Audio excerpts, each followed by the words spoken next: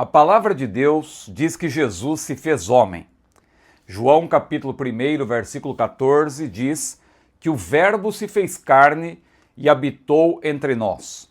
A Bíblia também diz em Hebreus capítulo 2, versículo 14, que o Filho de Deus participou das mesmas coisas que nós. Então, nós podemos crer que ele se fez plenamente homem. Mas, se Jesus se fez plenamente homem, então isso significa que ele teve um corpo como o nosso, mas teve também uma alma, teve um espírito. Agora, se Jesus teve uma alma quando andou na terra, e a alma é onde está o nosso intelecto, o nosso sentimento e a nossa vontade, Jesus teve pensamentos como os nossos? Jesus teve vontades similares às nossas? Jesus teve desejos? Alguém chegou a sugerir que Jesus ele pensava em Maria Madalena, havia fantasias, Jesus imaginava estar com Maria Madalena. Será que tudo isso realmente aplica-se ao ser humano Jesus? Quais são as bases da sua humanidade? É isso que nós vamos estudar hoje. Parece uma lição repetitiva. Quem não estuda, aliás, com profundidade as lições bíblicas desse trimestre, que são realmente muito profundas do ponto de vista teológico, e nessa série cristológica que termina hoje, aliás, é a última aula cristológica desse trimestre que nós vamos ministrar. Quem não estuda com profundidade pensa que as lições são repetitivas, mas na verdade cada lição apresenta uma problemática, algo importante que nós precisamos refletir à luz da palavra de Deus, e a minha missão aqui é ajudar você. Vamos estudar sobre a lição 8, que será estudada presencialmente, se Deus quiser, no dia 23 de fevereiro de 2025, Jesus viveu a experiência humana. Eu sou o pastor Ciro Zibordi e é com muita alegria que eu quero convidar você a assistir esse vídeo, a estar atento, a prestar atenção a tudo que vamos falar, porque esta lição é sumamente importante. Jesus viveu a experiência humana. Nós já vamos ler o texto áureo e a verdade prática, como sempre fazemos para dar início à nossa argumentação. Entretanto, eu convido sempre você a curtir o nosso vídeo, compartilhá-lo, se desejar também inscrever-se no nosso canal e também tornar-se membro. Não vá confundir ser inscrito com ser membro, porque o membro é um apoiador do canal que colabora com um pequeno valor mensal, essa assinatura pode ser interrompida a qualquer momento, mas o apoiador, membro, ele tem também benefícios, como este, de ter acesso a este roteiro. Você vai ver não somente esse roteiro, mas a todo o nosso acervo de estudos, e tem muitos estudos, não somente da escola dominical, mas estudos escatológicos. Nós estamos sempre fazendo exposição de livros da Bíblia. Agora, por exemplo, estamos fazendo uma exposição em 40 aulas do livro de Apocalipse. Já estamos concluindo. E aqueles que são membros receberam todos os estudos. Cada estudo é um verdadeiro capítulo de um livro. Muito bem. Para ser membro é só você clicar no botão Seja Membro, que geralmente aparece quando você acessa pelo computador. Mas se você está acessando pelo celular, há um link aqui na descrição deste vídeo, você clica no link e vai abrir ali a tela de cadastro para você ficar sabendo como que você pode se tornar membro. Lição 8, Jesus viveu a experiência humana, texto áureo. Mateus capítulo 4, versículo 23. E percorria toda a Galileia, percorria Jesus, toda a Galileia, ensinando nas suas sinagogas e pregando o evangelho do reino e curando a todas as enfermidades e moléstias entre o povo. E a verdade prática diz o seguinte: o Senhor Jesus Cristo teve vida social, amigos, parentes, interagia com as pessoas e era conhecido dos vizinhos e moradores de Nazaré, onde fora criado. E é interessante que ele era conhecido como um ser humano, como um homem normal. Ninguém olhava para Jesus e dizia: olha, ali vai um extraterrestre, ali vai um ser diferente de nós. Não, era um ser humano como qualquer outro. Então não podemos negar a humanidade perfeita de Jesus, mas temos que conhecer as bases. Temos que saber exatamente o que diz a Bíblia, em sintonia também com o que dizem os credos, porque os credos que nós temos estudado aqui nesse trimestre, claro, eles são aquela definição objetiva daquilo que está na Bíblia. Porque a sistematização da doutrina não é criar doutrinas, é justamente explicá-la, explicar cada doutrina bíblica. Então, é bíblico que Jesus é plenamente Deus e também plenamente homem, como já estudamos. Mas como nós podemos explicar biblicamente a humanidade de Jesus? Vamos lá. Bom, introduzindo então o assunto, nós vamos começar aqui, claro, falando da conclusão dessa série especialíssima sobre a cristologia. A próxima aula também vai ser uma aula importante sobre o Espírito Santo, vamos entrar no assunto pneumatológico, mas tivemos aí uma série de lições e esta de hoje conclui essa série, uma série cristológica. Esta lição, então, ela põe fim a esta série de estudos e só para fazer uma recapitulação, na lição 3 nós estudamos sobre a doutrina da encarnação do Verbo, foi assim uma lição mais geral sobre isso, e vimos também sobre as heresias que se opõem a essa encarnação, a doutrina da encarnação do Verbo, como por exemplo o docetismo, que nós explicamos que nega a veridicidade do corpo de Jesus. Na lição 4, os objetos de estudo foram a doutrina da triunidade divina. Deus é trino, Deus é triuno.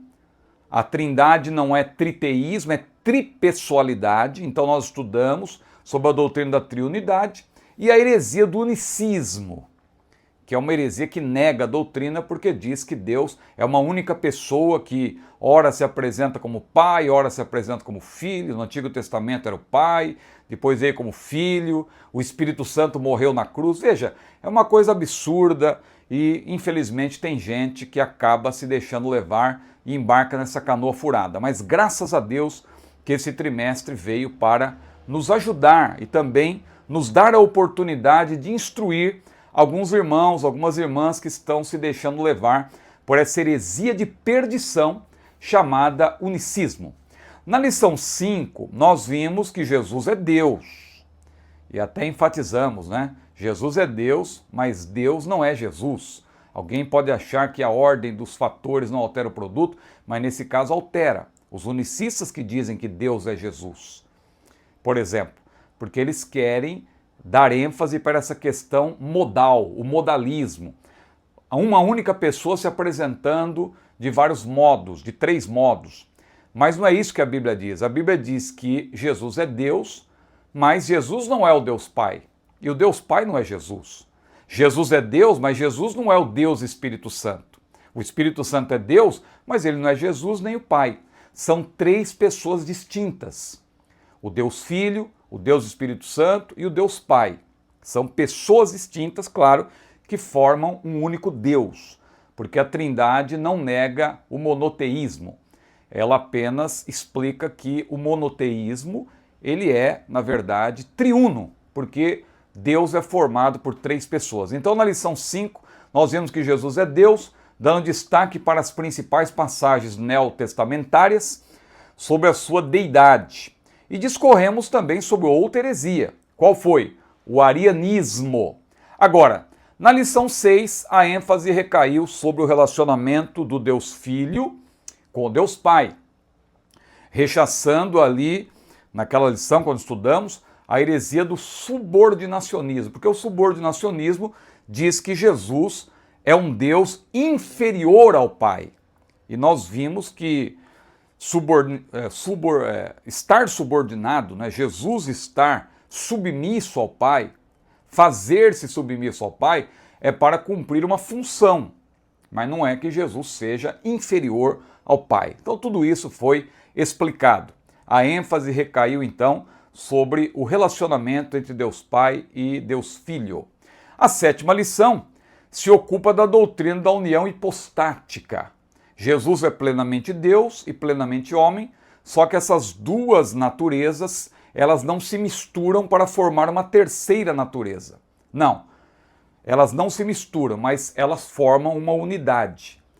Uma natureza humana e uma natureza divina que estão numa única pessoa. Não são duas pessoas, é uma única pessoa com duas naturezas. Daí a união hipostática, a união dessas naturezas, dessa substância para formar uma essência.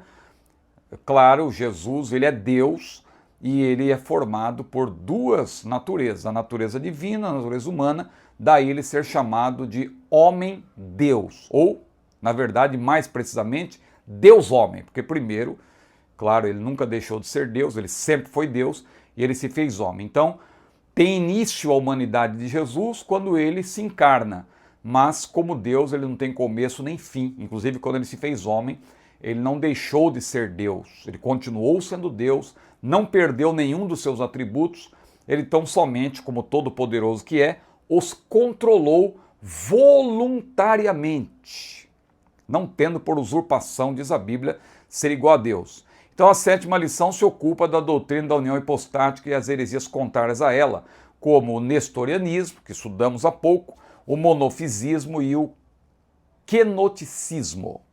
Muito bem, o objeto da aula de hoje qual é? A lição 8.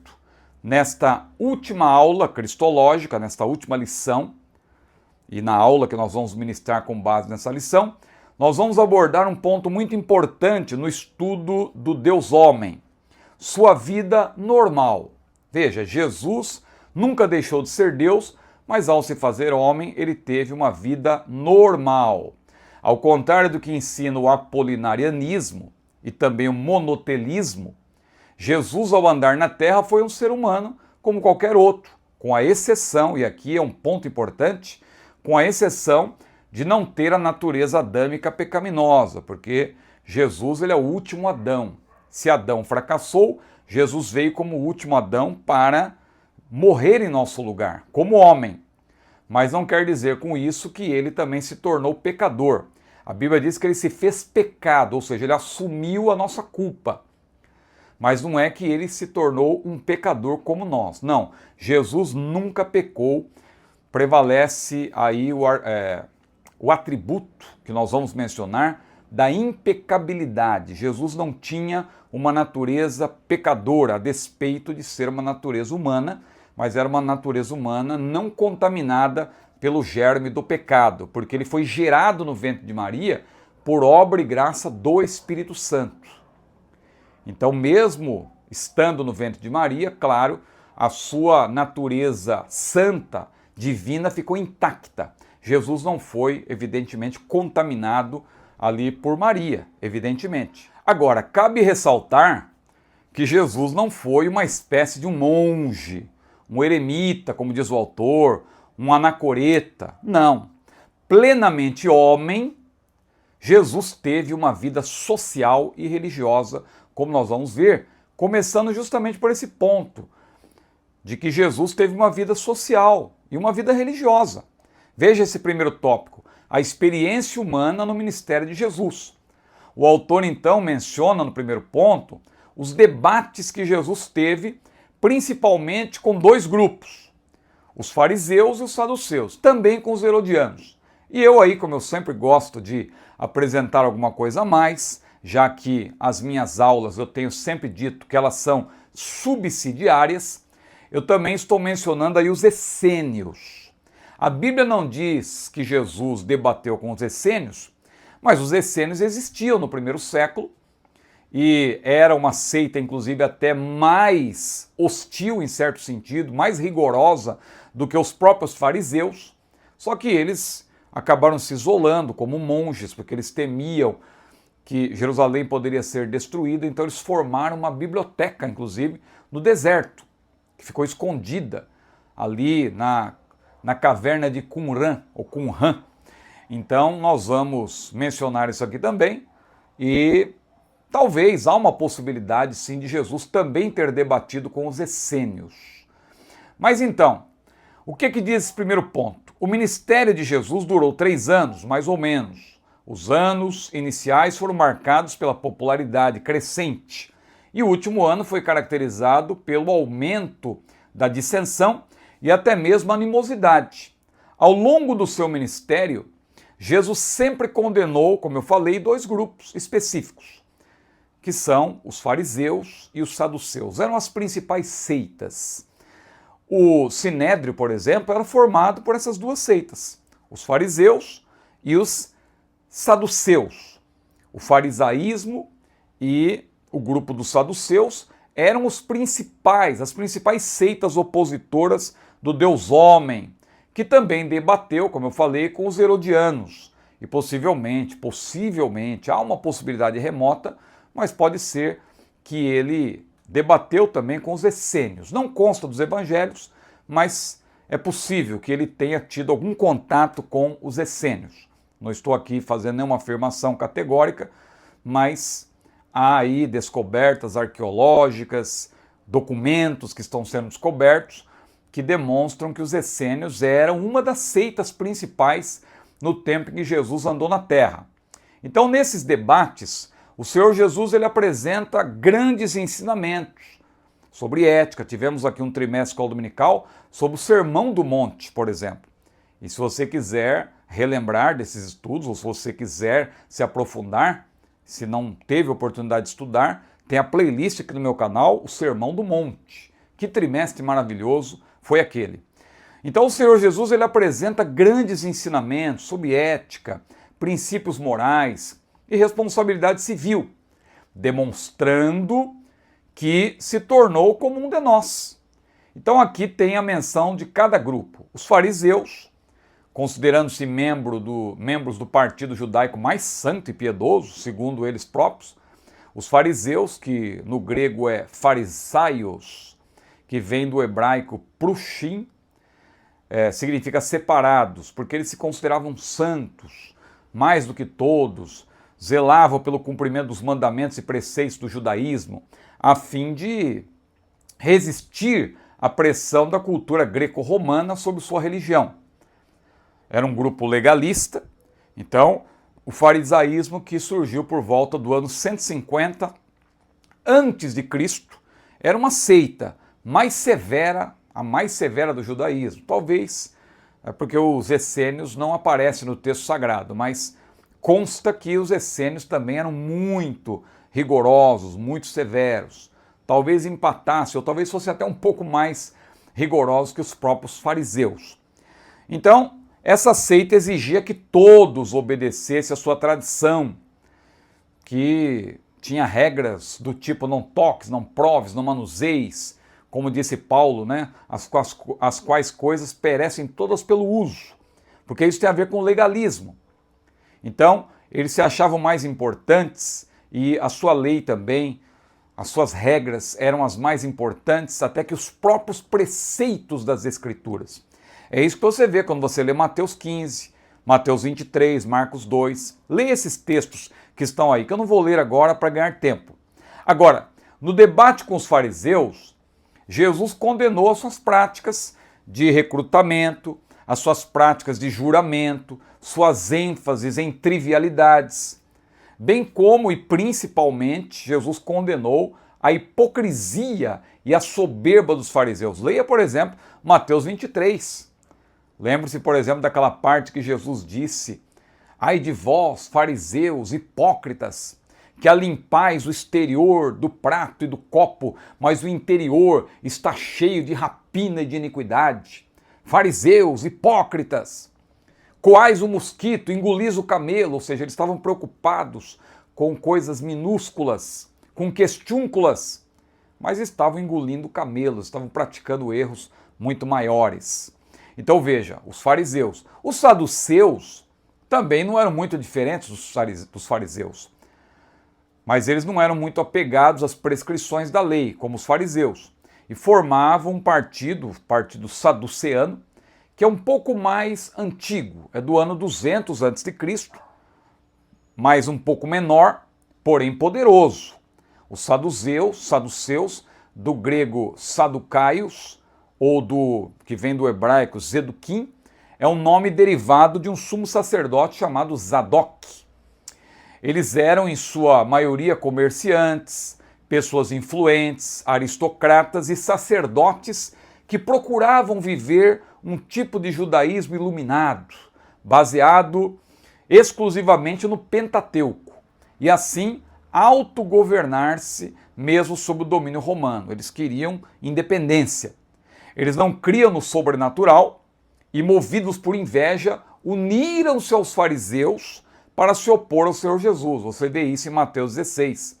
Eram oponentes, eram adversários, fariseus e saduceus, mas, devido à inveja que tinham do Senhor Jesus, se uniram para tentar matá-lo, para tentar destruir a sua doutrina.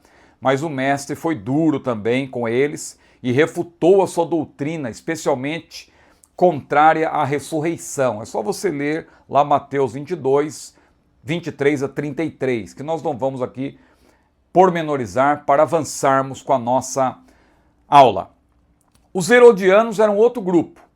Esses não formavam uma seita religiosa propriamente, como no caso dos fariseus e saduceus, mas eles atuavam como um partido político nacionalista, helenizante, que apoiava a dinastia de Herodes, daí herodianos.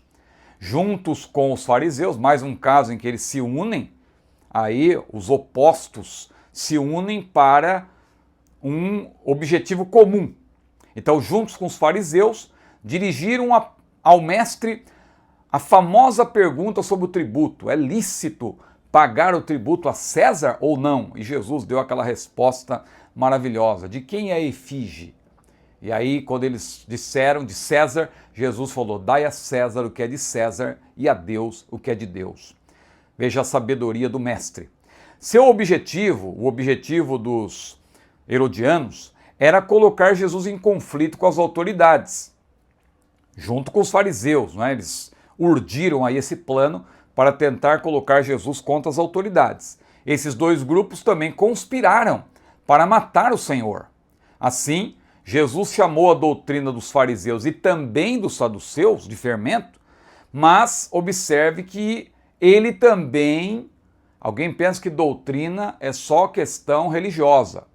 Mas olha o que Jesus falou: olhai, guardai-vos do fermento de Herodes, ou o fermento dos herodianos. Então nós temos aqui uma lição prática.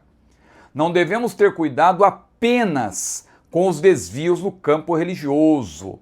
Há doutrinas políticas, perniciosas, similares a fermento que leveda toda a massa. Cuidado, irmãos, está se infiltrando no nosso meio aí um tipo de ideologia. Irmãs, com uma conversa aí, infelizmente, né, criticando, falando de olha, o machismo estrutural e o patriarcado. Veja, você percebe que esse tipo de discurso é um discurso politizado, que muitas vezes confronta a autoridade. Agora, se você está falando do patriarcado, você vai se opor contra o próprio Deus, porque quem deu a lei a Moisés foi o próprio Deus. Então tome cuidado. Nós temos aqui no nosso canal abordagem sobre isso na playlist Família. E também tem uma playlist, me parece, em defesa da família. Você vai ver lá. Nós abordamos todas essas ideologias aí da atualidade, que às vezes a gente até evita citar o nome, porque eu tenho um vídeo aqui meu que foi limitado e o seu acesso justamente porque eu falei abertamente sobre essas questões e eu creio que vocês estão entendendo a respeito do que eu estou falando. Mas olha, preste bem atenção nisso. Jesus falou do perigo da doutrina do fermento dos herodianos, que eram um grupo eminentemente político, não era um grupo religioso. Mas a sua doutrina era perniciosa para o evangelho. Então tome cuidado, tem muita gente entrando aí pelo caminho da política e dali a pouco já abraçam a teologia liberal, já começam a negar até que a Bíblia é a palavra de Deus, começam a dizer que a Bíblia tem que ser atualizada, que a Bíblia não é suficiente, não atende o homem pós-moderno. Cuidado com isso, porque a Bíblia diz claramente que todo homem é como a erva, toda glória do homem é como a flor da erva, mas a palavra de Deus permanece para sempre, e é esta palavra que entre vós foi evangelizada. Bom, vamos adiante. Aí os essênios eu coloquei como um brinde aí para vocês, porque descobriu-se a partir de 1947 que a comunidade de Qumran, lá junto ao Mar Morto, era constituída especialmente de essênios, membros da terceira seita maior do judaísmo no primeiro século, um grupo ascético que era ainda possivelmente mais extremista que os fariseus. Os essênios formaram uma biblioteca no deserto da Judéia, como eu falei, escondendo manuscritos bíblicos e não bíblicos nas cavernas. Esses livros foram enterrados profundamente nas cavernas quando os romanos estavam avançando para esmagar a revolta dos judeus no ano 66 depois de Cristo. Ao receber a notícia de que os romanos estavam avançando, os essênios abandonaram as cavernas e elas permaneceram intocadas durante quase 1900 anos. Eu cito aí Lancaster, mas também eu cito um capítulo do livro do mestre Antônio Gilberto, A Bíblia através dos séculos, que é formidável, eu recomendo a todos. Então aí tem informações sobre os essênios, que possivelmente foi um grupo que Jesus conheceu e pode ter até debatido com eles, mas isso não consta dos evangelhos. Vamos adiante. O segundo ponto, veja, não estou lendo o texto, mas você que é membro do meu canal, que recebe esse roteiro, tem aí um estudo detalhado sobre os essênios, citação de fontes. Você percebeu que eu pulei essa parte, porque ela não é objeto do nosso estudo propriamente, mas sempre eu coloco alguma coisa a mais para você se aprofundar. Então veja, o segundo ponto agora, a vida social e religiosa de Jesus. Ele participava, como vimos, do debate público, porque de fato ele se tornou um ser humano, que veio ao mundo para participar, como diz Hebreus capítulo 2, versículo 14, das mesmas coisas, inclusive da vida social e religiosa. Jesus teve um desenvolvimento físico e mental dentro da normalidade. A Bíblia diz que ele crescia em graça para com Deus, para com os homens, ou seja, ele crescia em sabedoria, crescia em conhecimento. Jesus estudou, teve certamente a educação rabínica, porque aos 12 anos ele já estava entre os doutores, interrogando-os e sendo interrogado por eles. Isso é o que a Bíblia diz. Então, ele não vivia longe dos pecadores, mas entre eles. Ele tinha parentes. Todos esses textos bíblicos dizem isso. Você pode ler, se você é professor e tiver tempo de ler na sala de aula, é o ideal. Aqui a gente evita ler para avançarmos, para o vídeo não ficar muito longo, mas estão todas aí as referências que confirmam tudo isso que estamos falando.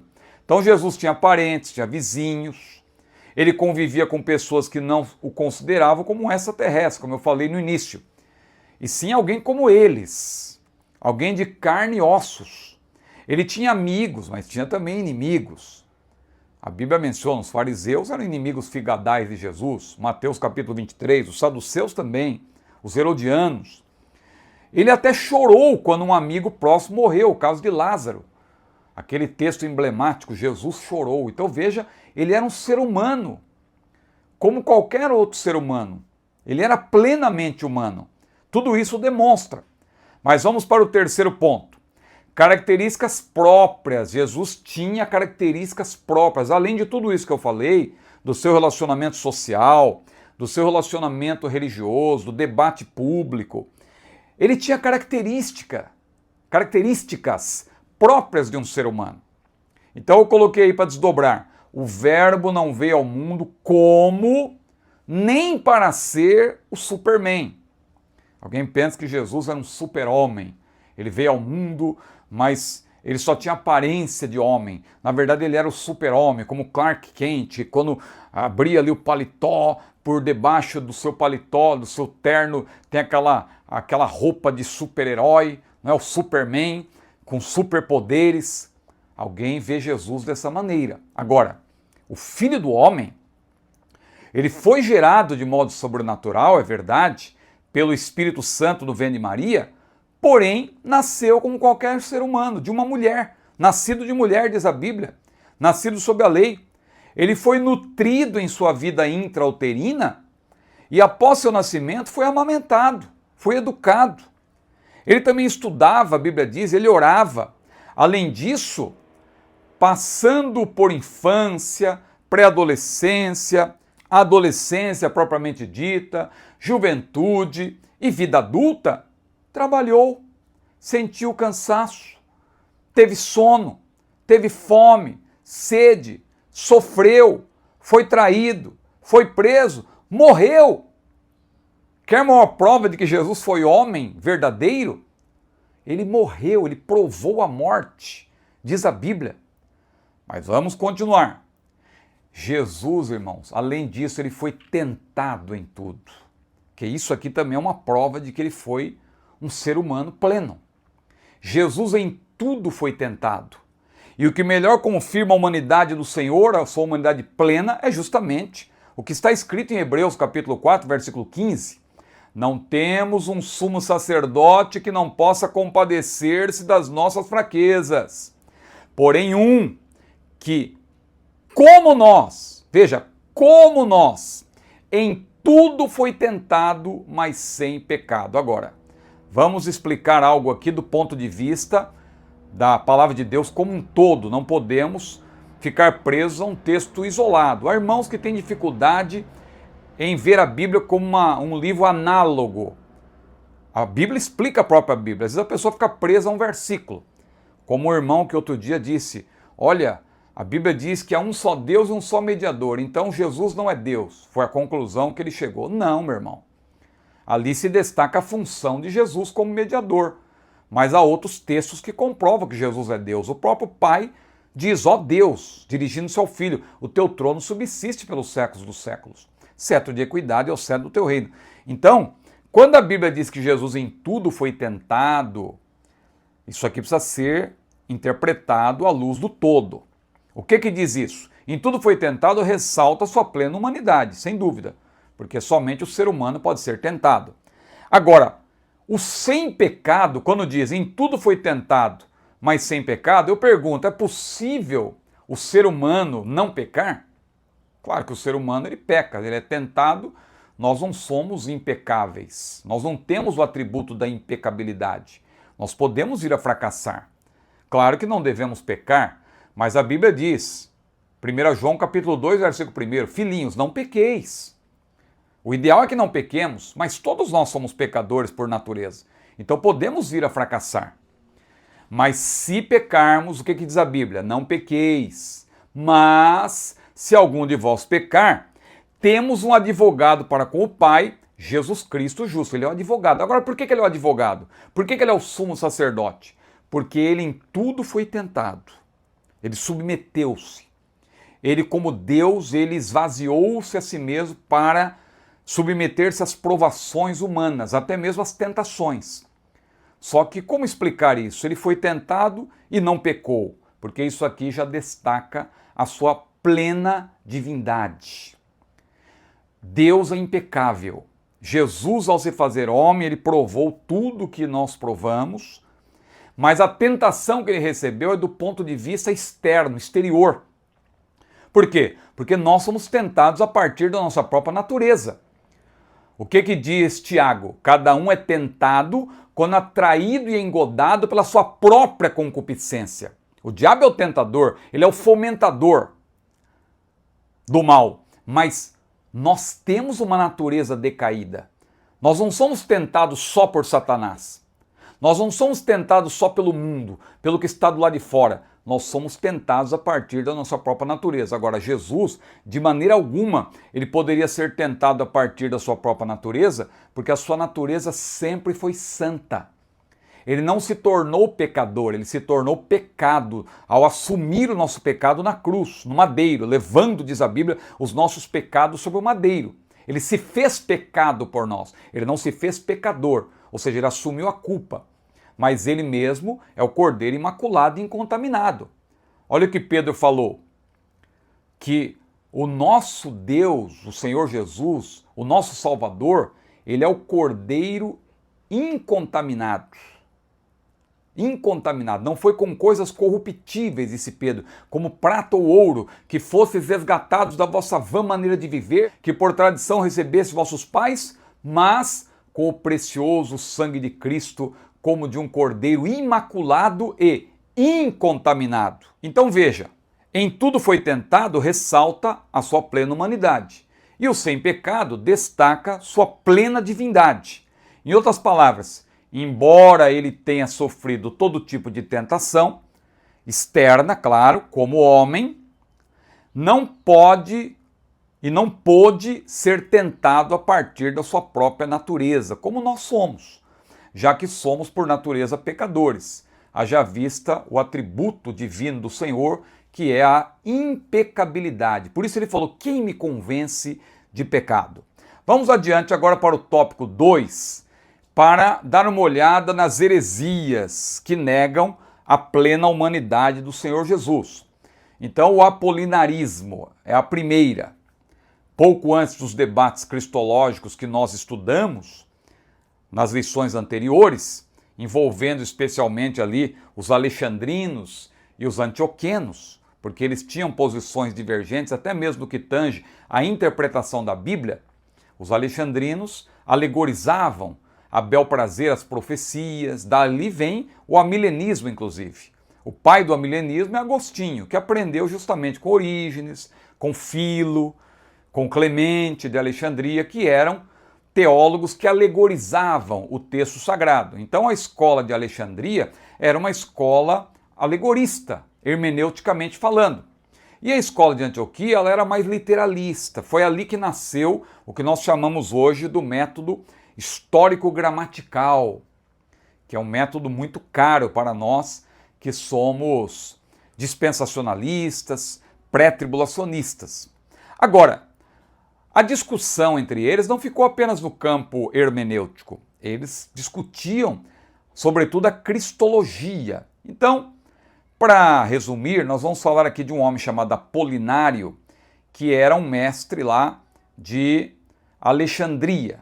Qual foi a proposta dele? Então, Apolinário, é bom que se diga, não é? Ele viveu ali entre o ano 310 e o ano 390, ou seja, século IV. Nós já estudamos discussões cristológicas já do século V, então nós estamos voltando um pouco no tempo, mas para falar dessa doutrina aí, que é a mãe, aliás, é a mãe de várias outras. Por isso que eu até faço um gracejo aqui é o apolinarismo 1.0, porque depois teve o 2.0, 3.0, que é uma forma diferente de apolinarismo. Nós vamos ver, que já estudamos até, inclusive.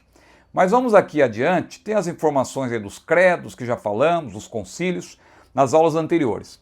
Mas qual era a proposta de Apolinário quanto à encarnação do Verbo? Veja como é algo esdrúxulo. Os alexandrinos apolinaristas defendiam a união entre as duas naturezas de Jesus, que ele tinha, de fato, a natureza divina e a natureza humana. Então eles defendiam que essas naturezas estavam unidas e, de fato, isso não deixa de ser verdade, elas não estão misturadas, mas unidas elas estão. Então eles afirmavam que na encarnação, olha aqui que está o problema da heresia. Em vez de Jesus ter essas duas naturezas, de fato separadas, unidas, mas sem misturar, sem haver uma mistura, uma mescla, uma amálgama, eles diziam que essas duas naturezas, na verdade, geraram uma terceira. Elas se misturaram, então. No caso deles, eles foram além. E aí se tornou uma natureza híbrida, uma terceira natureza. Então, para eles, Jesus possui um corpo humano e uma alma também humana. Só que tem um detalhe. Essa alma humana de Jesus, ela, na verdade, ela era como se Jesus tivesse duas almas, vamos dizer assim. Vamos explicar daqui a pouco.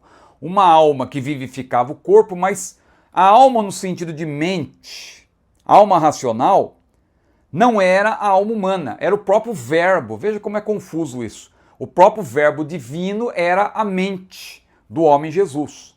Então ele tinha como alma o próprio verbo.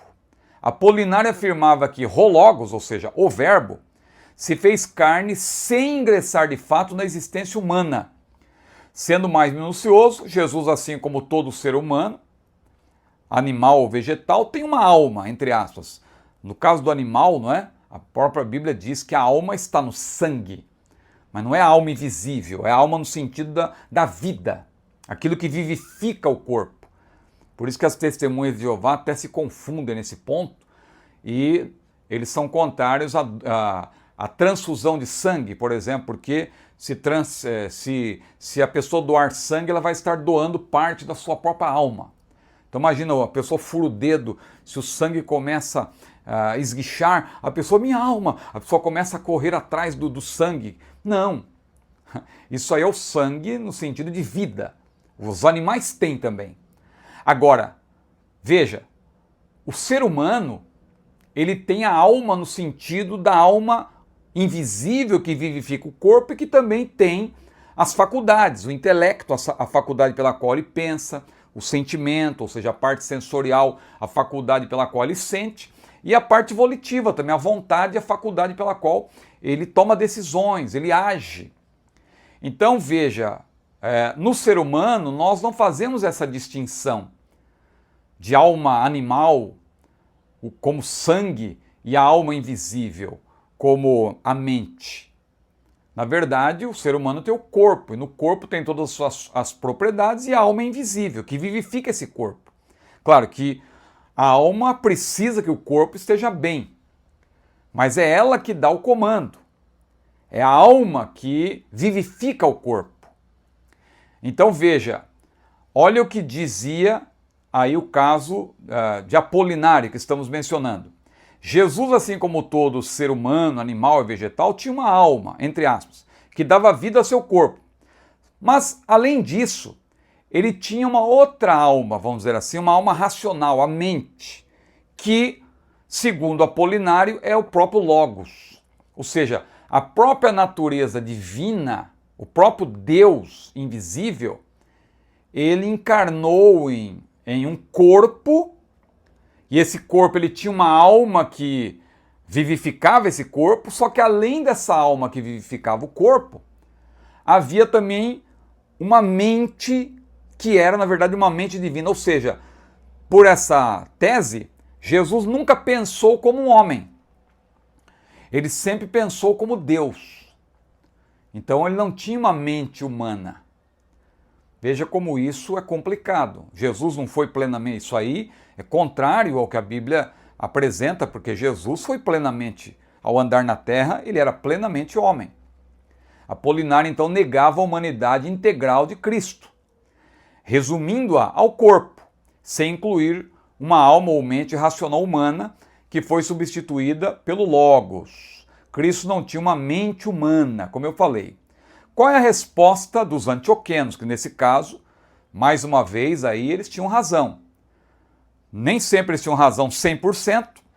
Nós vimos aqui no caso do nestorianismo, mas eles, de maneira geral, eles se destacaram nesse debate cristológico. Então veja, a resposta dos antioquenos qual foi? De modo geral, eles acusaram os alexandrinos de docetistas, isso nós já vimos, né? Porque os docetistas, na verdade, negavam a realidade ou a veridicidade do corpo de Jesus. Era um corpo apenas aparente, doquel, né? Daí docetismo. Para os teólogos de Antioquia, a humanidade de Cristo não era passiva, e sim ativa, integral e completa. Eles estavam certos. Insistiu na distinção radical das duas naturezas. Só que Nestório, ele aí chamava de duas pessoas. E por isso ele entrou para a história como herege. Depois, como nós vimos, houve aí descobertas pelas quais se demonstra que ele não queria dizer exatamente duas pessoas, ele falava de duas naturezas, mas ele não foi bem, e às vezes a gente tem até boas intenções, mas temos que saber expressar bem o nosso pensamento.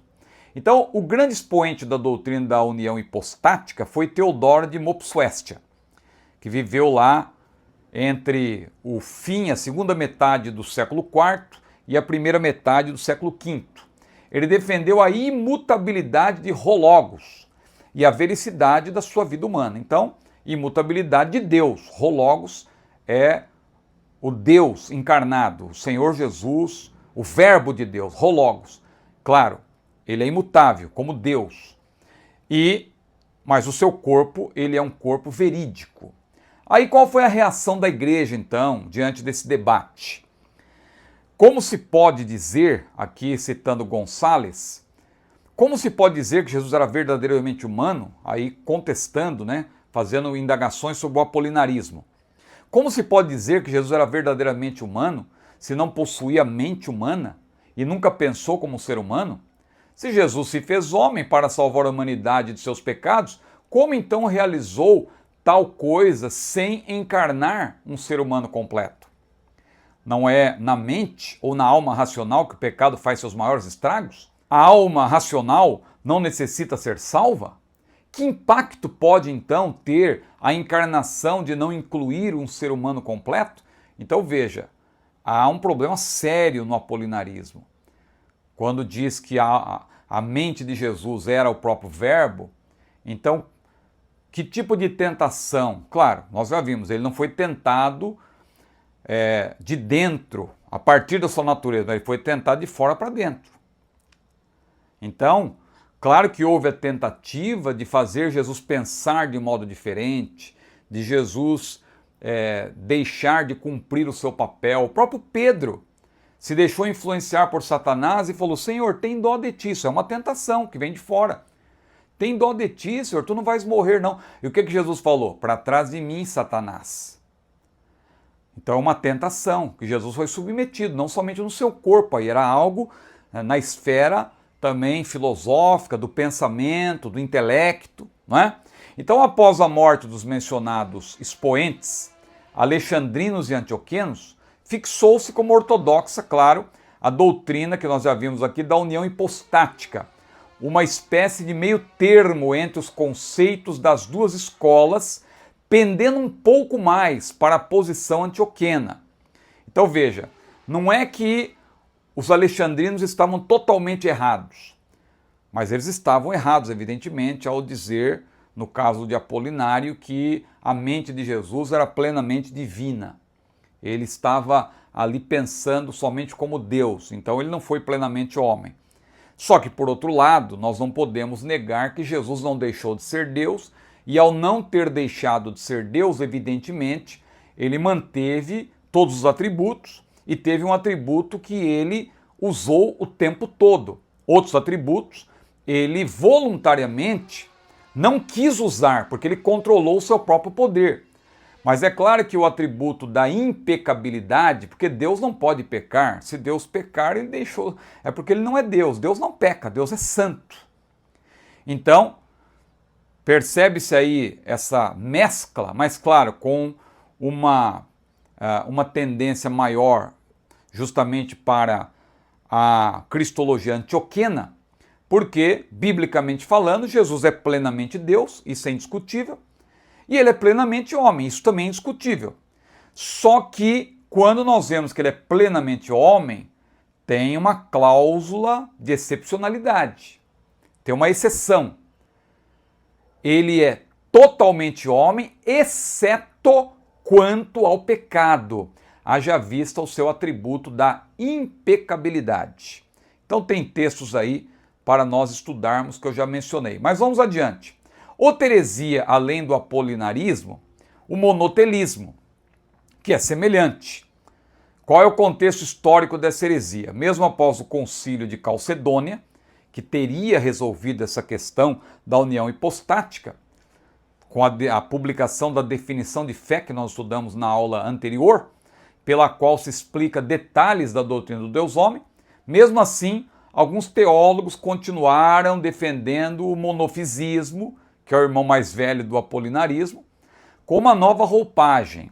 Sérgio I de Constantinopla propôs aí o que nós chamaríamos de apolinarismo 3.0, que veio a ser chamado de monotelismo, do grego monos, único, e telema, não é? Vontade, termo que não deve ser confundido com monoteísmo. Então não confunda monotelismo, que significa única vontade, com monoteísmo, que é o único Deus. Então por que eu chamo apolinarismo 3.0? Porque na prática vai chegar no mesmo resultado, porque Apolinário dizia que a alma racional de Jesus era o próprio Verbo, era uma alma, portanto, divina. O monofisismo, ou eutiquianismo, que já estudamos, chamaríamos de apolinarismo 2.0. Só que o monotelismo é 3.0. Você vai entender por quê. O monofisismo, de Eutico, dizia que Jesus nunca foi humano de fato, já que suas características humanas só existiam em união com o divino. Aquela teoria da terceira natureza, a mistura das naturezas que resulta numa terceira, que aí acaba negando não somente a humanidade plena, como a própria divindade de Jesus. Então é uma heresia completa essa aí do monofisismo. Já o monotelismo, reforçando a ideia apolinariana de que a mente do homem Jesus era o próprio Verbo, afirmava que ele tinha uma única vontade, a vontade de Deus. Ou seja, aí você nega que ele foi homem, então. Sérgio ignorou passagens claras da Bíblia sobre a participação do Verbo nas mesmas coisas que nós, como a Bíblia diz, incluindo-se a própria tentação. Em tudo foi tentado. Pode Deus ser tentado? Claro que não, Deus não pode ser tentado. Agora, como Deus homem, porque Jesus se fez homem sem deixar de ser Deus, ele em tudo foi tentado, porém a sua tentação veio sempre de fora, foi o que eu falei. Afinal, ele nunca deixou de ser Deus, não podendo ser tentado a partir da sua própria natureza. Aí então eu coloco a refutação bíblica, essa parte aqui é para estudo. Eu não vou aqui pormenorizá-la, mas eu deixei um estudo aí para você que é membro do meu canal, por isso que você vê a importância de ser um apoiador do meu canal. Aqui eu coloquei o seguinte, ó, só vou ler o cabeçalho aqui, chamado caput, não é? Mas não vou ler o desdobramento. Observe como a vontade humana estava presente no Deus homem, quando ele em agonia disse as seguintes palavras de oração: Abba, Pai, todas as coisas te são possíveis, afasta de mim este cálice, não seja porém o que eu quero, mas o que tu queres. Olha aí, a vontade humana aparecendo. Claro está que o Verbo jamais deixou de ser Deus, mas ele se fez homem, de fato, com exceção do pecado, como falamos. Por outro lado, ele quando quis, e já falamos disso na aula anterior, valeu-se da sua vontade divina para perdoar pecados, o que se ele fosse apenas homem não poderia fazê-lo, evidentemente. Então, felizmente no terceiro concílio de Constantinopla, já no século VII, valendo-se da refutação do monotelismo por parte de Sofrônio de Jerusalém, em 633, a igreja considerou a posição aí do monotelismo uma heresia. E aí eu coloquei um detalhamento interessante. Eu não vou explicar em detalhes, mas é para você estudar. Veja como Jesus foi tentado como homem. Ele nunca deixou de ser Deus, e Deus não pode ser tentado, mas Satanás tentou Jesus, claro, ele é atrevido, ele provocou Jesus quanto aos seus atributos divinos também. Se tu és o Filho de Deus, veja. Mas ele tentou Jesus, Jesus foi tentado, claro, como homem. Então veja, o Deus Filho foi tentado a criar seu próprio alimento naquela tentação. Ele se tornou como um de nós ao encarnar. Estão vendo o diabo, Jesus estava faminto, e aí o diabo se aproveitou. Se tu és o Filho de Deus, manda que essas pedras se transformem em pães. Então Jesus deu uma resposta cachapante. Nem só de pão viverá o homem. Jesus respondeu pela palavra, ele venceu como homem. Ele poderia ali ter se valido dos seus atributos divinos e ter expulsado Satanás ali imediatamente. Mas Jesus ainda mostrou como vencer Satanás como homem, pela palavra. Então veja, o Deus Filho foi tentado a usar o seu poder divino. Ao tentar Jesus chamando-lhe de Filho de Deus, o tentador tinha consciência de que estava desafiando a própria deidade de Jesus. Como Filho de Deus, Jesus jamais deixou de ser santo. Deus não pode ser tentado pelo mal, mas como ele se fez homem, o atrevido tentador ousou dizer-lhe: se tu és o Filho de Deus, lança-te daqui abaixo, porque está escrito que aos seus anjos dará ordens a teu respeito e tomar-te-ão nas mãos, para que nunca tropece com o teu pé em alguma pedra. Ao dizer essas palavras, Satanás pensou que podia induzir o Deus homem a valer-se de sua deidade. Ele queria que Jesus fizesse isso, porque aí o exemplo que Jesus queria dar de uma vida santa, de que nós podemos vencer Satanás como homens, isso aí seria destruído. Então era isso que o diabo queria fazer. Mas o que Jesus fez? Ele não se valeu da sua deidade. Ele podia ter feito isso, mas ele não se valeu da sua deidade, porque eu coloquei que se ele quisesse, ele podia até levantar voo. Como Deus que é, ele podia voar, se ele quisesse. Mas ele estava ali como homem. Ele veio para vencer o maligno como homem. Ao se encarnar, o Todo-Poderoso, como eu falei na aula anterior, limitou o seu próprio poder. E por isso deu o exemplo que nós podemos vencer o diabo pela palavra. Outro ponto importante, o Deus Filho foi tentado a colocar-se contra Deus Pai. Olha como o diabo foi astuto. Mais uma vez, sabendo que somente Deus pode ser adorado, o tentador quis colocar o Filho contra o Pai. Então veja, tudo isto te darei, disse o diabo, se prostrado me adorares. Olha que ousadia. Apontando para os reinos deste mundo, ele falou essas palavras. Agora, o que o homem Jesus lhe respondeu, o mestre? Ele poderia simplesmente impor-se como filho de Deus e dizer, prostra-te tu agora diante de mim, porque eu sou Deus. Você tem que me adorar, eu sou Deus. Não eu tenho que me prostrar diante de ti. Jesus não poderia ter dito isso, porque ele nunca deixou de ser Deus. Ele poderia obrigar Satanás a adorá-lo e o diabo teria que obedecê-lo. Agora, por que Jesus não fez isso? Em primeiro lugar, porque a adoração não é coercitiva. Não existe adoração coercitiva. A adoração sempre é um ato voluntário. E Satanás já demonstrou desde o início que não quer adorar a Cristo. Em segundo lugar, o Filho veio para vencer o tentador como homem, como eu já disse. E por isso respondeu-lhe, vai-te, Satanás, porque está escrito, ao Senhor teu Deus adorarás e só a ele servirás. E aí chegou então o último tópico. O último tópico, talvez quando você leu assim, você aparentemente parece que não faz muito sentido aqui quais países Jesus visitou, parece que muda de assunto, mas não. Se você prestar atenção à leitura, você vai entender o motivo desse terceiro tópico. Como essas heresias se apresentam nos dias atuais. Está se mencionando, claro, não somente o monotelismo, mas também o apolinarismo. Então, aí tem o ponto. Quais países Jesus visitou quando esteve entre nós? Como eu tenho a proposta de sempre usar os tópicos e pontos da própria lição, mas ampliando e explicando a minha maneira, eu mantive. Claro que eu poderia fazer uma proposta aí de novos tópicos e tal, para ficar um pouco mais didático. Mas vamos manter para ajudar até os irmãos que vão usar a revista. Eu sei que a maioria dos professores lê a própria revista na classe e vai explicando. Então eu penso que a minha contribuição também é nesse sentido, não é? De ajudar você a explicar os pontos conforme eles estão na lição. Então, quais países Jesus visitou quando esteve entre nós? Então, fazendo aí uma abordagem sequencial, progressiva, com base no que nós já falamos, então eu abordo da seguinte maneira, além das ideias heréticas, né, de que Jesus, como ser humano, tinha uma alma divina, que diz o apolinarismo, ou uma única vontade, como diz o monotelismo, a única vontade divina, há também aqueles, que eu já até citei, que veem Jesus como um Superman, não como um ser humano como todos os outros, como se Jesus na Terra fosse o Superman. Alguém pregou, aliás, há algum tempo que Jesus usou seus poderes, você já deve ter ouvido isso aí, para trabalhar como carpinteiro, a fim de fazer mesas e cadeiras em tempo recorde, né? Aí o pregador diz lá que o camarada procurou Jesus e falou assim, estou precisando dessa mesa. E naquela época demorava-se muito tempo, 6 meses para fazer uma mesa.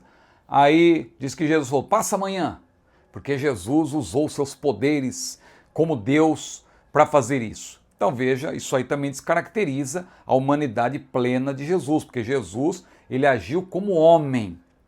Ele age como Deus de maneira excepcional para perdoar pecados, ao ser adorado, ao falar como Deus, mas o seu sofrimento, a sua provação, o seu choro, a sua dor, não foi uma encenação. Jesus de fato sofreu como homem. Então, aí alguém diz que Jesus usou seus poderes como Deus, mas outros também, como os Mormons e os adeptos da nova era, como diz o autor, afirmam que ele empreendeu longas viagens pelo mundo, visitando até os Estados Unidos, além da Índia, Caxemira, Afeganistão. Ora, não acreditemos em fábulas, né? Diz o autor, quando o Verbo se encarnou, autolimitou-se, ficando restrito, inclusive, a um espaço geográfico. Ele se valeu dos meios de transporte da época, ele andou no lombo dos animais, viajou de barco, andando, ou seja, ele ficou restrito a alguns países do crescente fértil, especialmente ali Israel. E o segundo ponto, Jesus era visto como alguém da comunidade. Nós já falamos isso, é só uma conclusão. As invencionices não têm limite. Os mesmos esotéricos disseminadores da ideia de que Jesus viajou por vários países distantes, dizem também que ele fez isso para aprender o budismo, para aprender com Buda e tal, mas o Verbo se encarnou para cumprir uma missão em sua terra natal, isso é o que diz a Bíblia, a fim de primeiramente salvar o seu povo, os judeus. Seu nome será Jesus, porque ele salvará o seu povo dos seus pecados. Ele veio para o que era seu, mas os seus não o receberam, mas a todos quantos o receberam, deu-lhes o poder de serem feitos filhos de Deus. Portanto, a obra redentora tem alcance universal, porém o ministério terreno do Senhor foi exercido junto à comunidade do povo, do seu povo Israel. Amém? São esses os pormenores que eu queria aqui mencionar para essa aula riquíssima, hein? Muito importante. Eu creio que você que está acompanhando aí esta série de lições cristológicas, eu creio que você sairá desse trimestre com uma bagagem muito boa para poder ensinar com mais autoridade essa doutrina tão importante, a doutrina do Deus homem. O autor então conclui dizendo: é nosso compromisso seguir o exemplo de Jesus no relacionamento com as pessoas. É importante que nunca nos esqueçamos os pontos essenciais da presente lição sobre a verdadeira identidade do Senhor Jesus. Ele é o Deus verdadeiro em toda a sua plenitude, igual com o Pai. E igual ao Pai ou igual com o Pai, como foi aquela lição com aquela ênfase para distinguir as pessoas. E como homem, em toda a sua plenitude, viveu e andou entre nós, seres humanos, com a exceção, é a única excepcionalidade, com a exceção de que ele jamais pecou, sequer por pensamentos, porque Jesus, mesmo homem pleno, claro, ele nunca deixou de ser santo.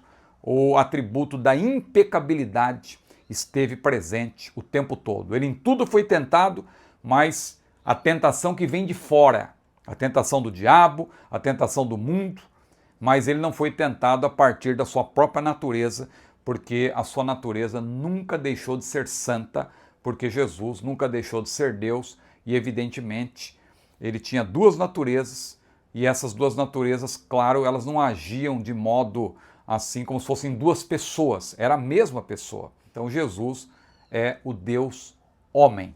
Amém? Que Deus abençoe a sua vida. Fica aí o convite para você se tornar membro do nosso canal. Seja membro, então, do nosso canal. Você sempre vai encontrar vídeos aí no nosso canal, playlists. Olha aí quantos assuntos interessantes que você vai encontrar. A nossa série Apocalipse perícope por perícope. E aí, muitos vídeos, cerca de 700 vídeos, boa parte deles escatológicos. Então, eu convido você a clicar no botão Seja Membro e nos apoiar e ter benefícios como o acesso ao nosso acervo e também antecipação de vídeos e outros benefícios que a gente procura aí fornecer aos nossos apoiadores. Que Deus abençoe a sua vida. A paz do Senhor.